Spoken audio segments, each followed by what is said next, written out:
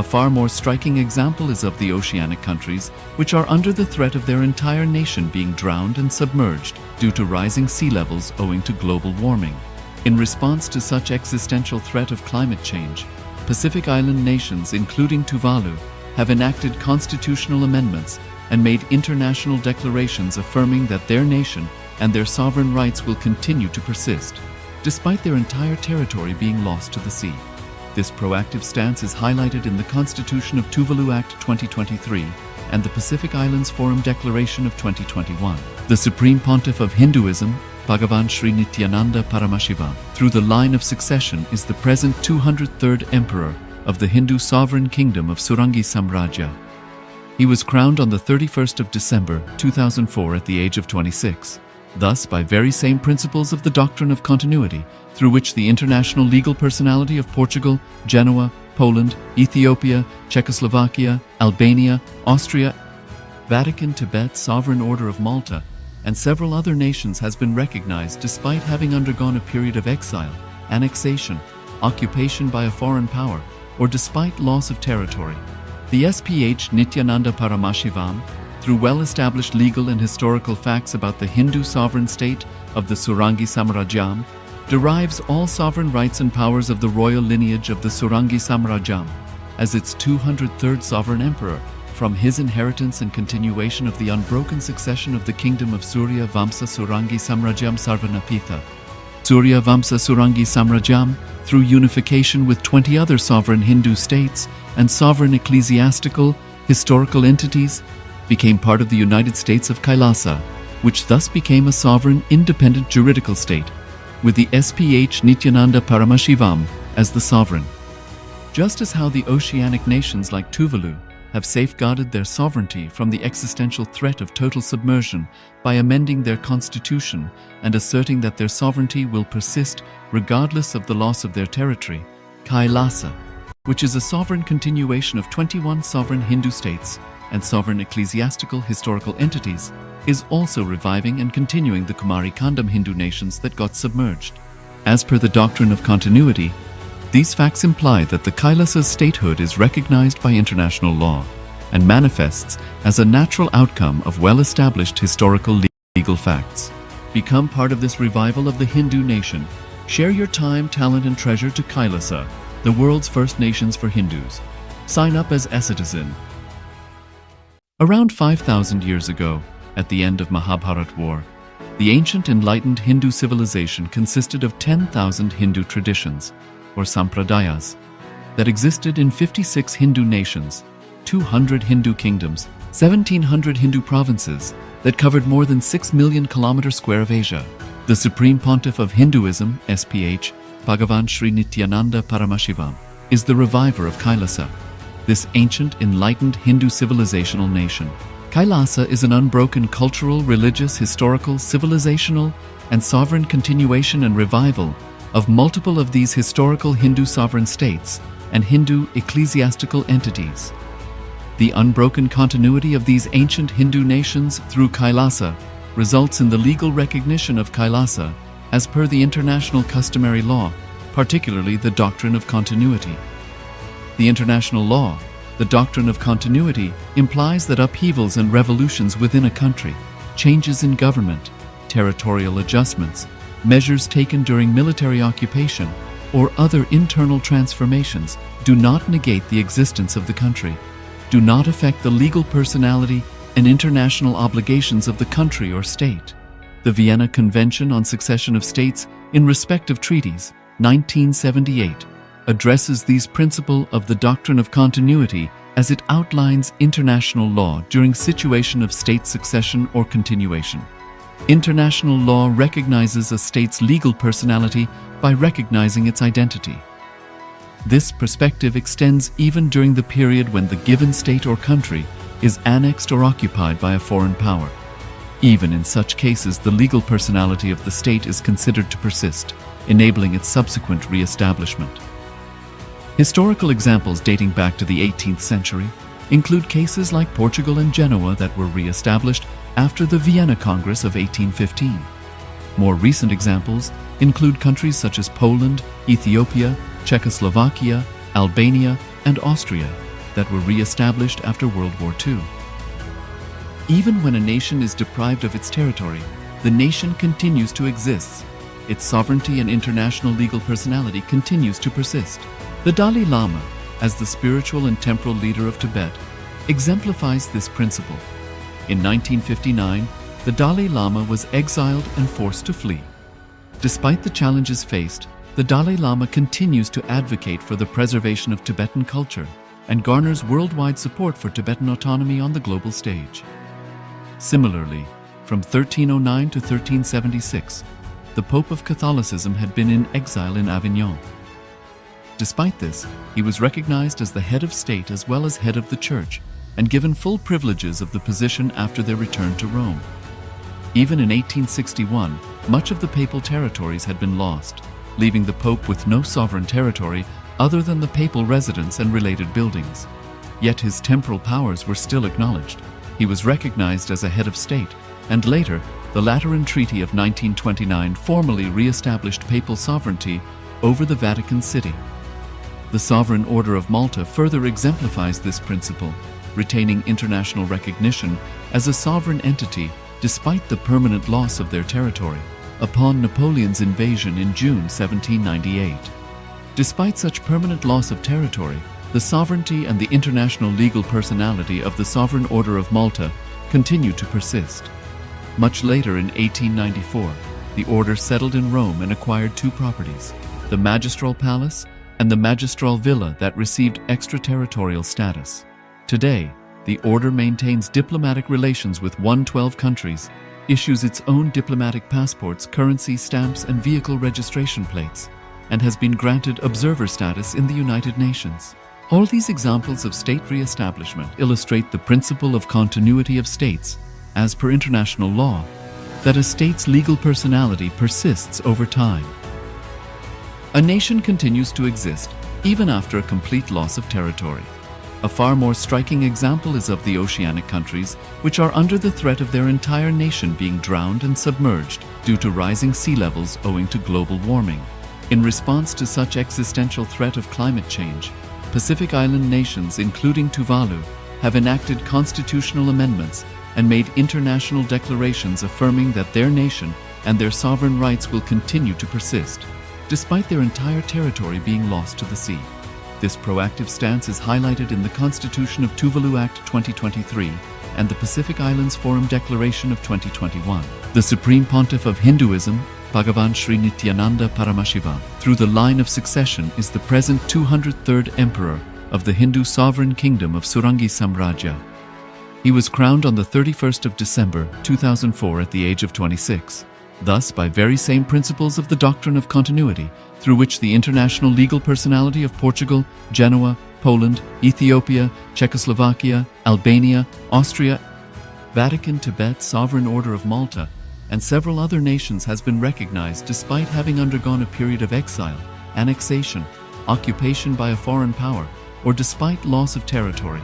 The SPH Nithyananda Paramashivoham, through well-established legal and historical facts about the Hindu sovereign state of the Surangi Samrajyam, derives all sovereign rights and powers of the royal lineage of the Surangi Samrajyam as its 203rd sovereign emperor, from his inheritance and continuation of the unbroken succession of the kingdom of Surya Vamsa Surangi Samrajyam Sarvanapitha.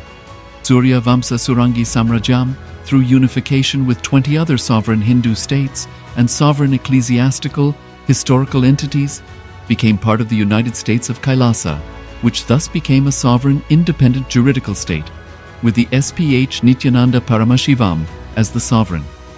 Just as how the oceanic nations like Tuvalu have safeguarded their sovereignty from the existential threat of total submersion by amending their constitution and asserting that their sovereignty will persist regardless of the loss of their territory, KAILASA, which is a sovereign continuation of 21 sovereign Hindu states and sovereign ecclesiastical historical entities, is also reviving and continuing the Kumari Kandam Hindu nations that got submerged. As per the doctrine of continuity, these facts imply that the Kailasa's statehood is recognized by international law and manifests as a natural outcome of well-established historical legal facts. Become part of this revival of the Hindu nation. Share your time, talent, and treasure to KAILASA, the world's first nations for Hindus. Sign up as a citizen. Around 5,000 years ago, at the end of Mahabharat War, the ancient enlightened Hindu civilization consisted of 10,000 Hindu traditions, or sampradayas, that existed in 56 Hindu nations, 200 Hindu kingdoms, 1,700 Hindu provinces that covered more than 6 million kilometers square of Asia. The Supreme Pontiff of Hinduism, SPH, Bhagavan Sri Nithyananda Paramashivoham, is the reviver of KAILASA, this ancient enlightened Hindu civilizational nation. KAILASA is an unbroken cultural, religious, historical, civilizational, and sovereign continuation and revival of multiple of these historical Hindu sovereign states and Hindu ecclesiastical entities. The unbroken continuity of these ancient Hindu nations through KAILASA results in the legal recognition of KAILASA as per the international customary law, particularly the doctrine of continuity. The international law, the doctrine of continuity, implies that upheavals and revolutions within a country, changes in government, territorial adjustments, measures taken during military occupation, or other internal transformations do not negate the existence of the country, do not affect the legal personality and international obligations of the country or state. The Vienna Convention on Succession of States in Respect of Treaties, 1978, addresses these principles of the doctrine of continuity as it outlines international law during situation of state succession or continuation. International law recognizes a state's legal personality by recognizing its identity. This perspective extends even during the period when the given state or country is annexed or occupied by a foreign power. Even in such cases, the legal personality of the state is considered to persist, enabling its subsequent re-establishment. Historical examples dating back to the 18th century include cases like Portugal and Genoa that were re-established after the Vienna Congress of 1815. More recent examples include countries such as Poland, Ethiopia, Czechoslovakia, Albania, and Austria that were re-established after World War II. Even when a nation is deprived of its territory, the nation continues to exist. Its sovereignty and international legal personality continues to persist. The Dalai Lama, as the spiritual and temporal leader of Tibet, exemplifies this principle. In 1959, the Dalai Lama was exiled and forced to flee. Despite the challenges faced, the Dalai Lama continues to advocate for the preservation of Tibetan culture and garners worldwide support for Tibetan autonomy on the global stage. Similarly, from 1309 to 1376, the Pope of Catholicism had been in exile in Avignon. Despite this, he was recognized as the head of state as well as head of the church and given full privileges of the position after their return to Rome. Even in 1861, much of the papal territories had been lost, leaving the Pope with no sovereign territory other than the papal residence and related buildings. Yet his temporal powers were still acknowledged. He was recognized as a head of state, and later, the Lateran Treaty of 1929 formally re-established papal sovereignty over the Vatican City. The sovereign